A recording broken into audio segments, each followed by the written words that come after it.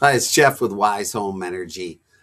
Looking at homes listed for sale, and sometimes there's some gems out there, and sometimes homes have a little more work than maybe it would expect. So, going to walk you through our typical process of how we research a home before we go for an energy audit and look at the things that are potential problems. So, we've got this two-story colonial, probably built in the 50s here in Rochester, New York.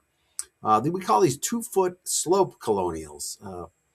Because there's a little slope here in the second floor ceiling. But as we look at the outside, we see the two-story colonial with the roof line with a lot of snow, but some melt patterns here that are indicative of some heat loss. There might be some over on this structure here. This little room is a little interesting connection between the main home and the garage. So we're going to look deeper at that as we get down through the pictures. So we see some heat fence here. We see probably a furnace going on here. We have a fireplace.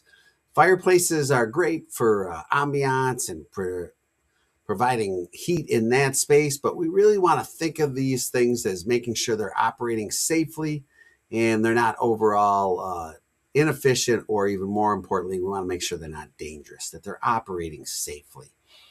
So it looks like we have a few fireplaces in the home.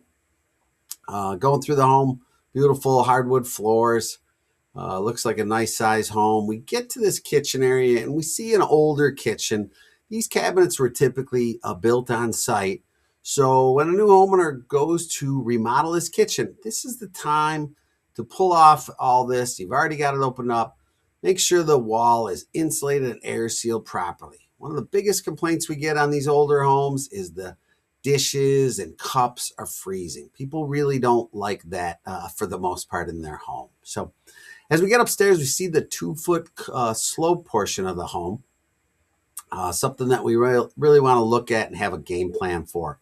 We always say that the 2-foot slope, very difficult to ventilate and insulate at the same time. Usually you can only do one or the other. So our preferred method is to completely insulate that slope, and we'll choose our ventilation strategy someplace else.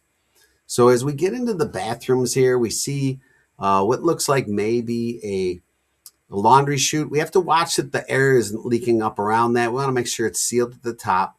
This little pantry door in the linen closet could be our access to the attic. If you have the opportunity to pop up to the attic and grab some pictures for your own record keeping, that's a good idea to do. The roof line didn't look like it had any bathroom exhaust vent coming out through the roof, so we don't know if there's a bathroom fan in this bathroom. Always a good idea to have one of those. So got a little door here that seems out of place, so what's back in there? Good idea to get in there and take a look if that's water access or some type of little knee wall that could be an insulation void.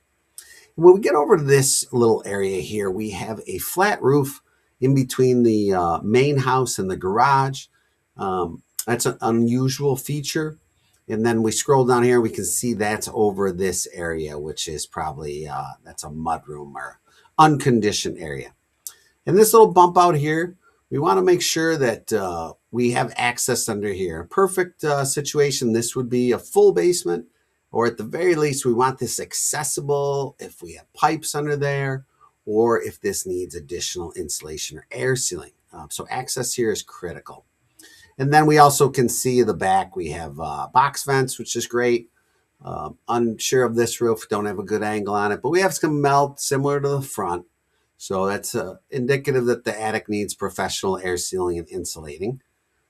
And then we have this room that is a mud room. So that room is not going to be heated, it looks like, to the same temperature as the main house. And we'd want to make sure the ceiling was properly insulated if there's living space above it. So down in the basement looks pretty good. I would say, from these pictures, it looks dry. We see a little peeling on the walls down in the lower part of the brick. So there could be some water issues, but I don't think anything would be catastrophic. We see the dehumidifier, which tells us basements usually have higher humidity. We just want to make sure the gutters outside are not only catching that water, but properly draining it away from the foundation. As we look at this hot water tank, we're seeing an older natural draft hot water tank. This is not our favorite device in energy efficiency, not so much because of the energy efficiency, because of the safety. These are have limited safety features on them. They're called natural draft. There's an opening right here where the combustion byproducts can come back into the home. Birds can get clogged in this chimney. So we want to make sure that when we do upgrade this, we first test it and make sure it's safe if you're going to live with it. And we do upgrade it, we choose a better, safer option and a more energy efficient option. Furnace, we got a PVC, which tends to be a safer model. So that's great. The combustion byproducts are piped right out directly to the home, not natural draft. It captures some of the excess heat through a secondary heat exchanger.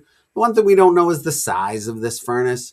We hope it's properly sized, and we hope it's not just a single stage furnace, because we want a different amount of heat when it's 5 degrees out than we do when it's 40 degrees out. So a multi-stage is a better option. So again, walls look fairly dry. So pretty good shape down in the basement.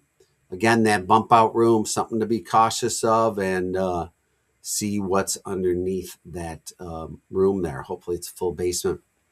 And back to the front of the house, we see that snow melt again and a little bit on that room there. All in all, good looking home. So feel confident in, saying this is a good home. All homes need improvements. So those are some of the key areas that you want to look for, and you may be preparing down the road if you purchase this home that you might have to make some upgrades. So thanks for making the wise choice. And once you purchase a home, make sure you call a qualified technician and come out and do some health and safety tests and a full energy audit.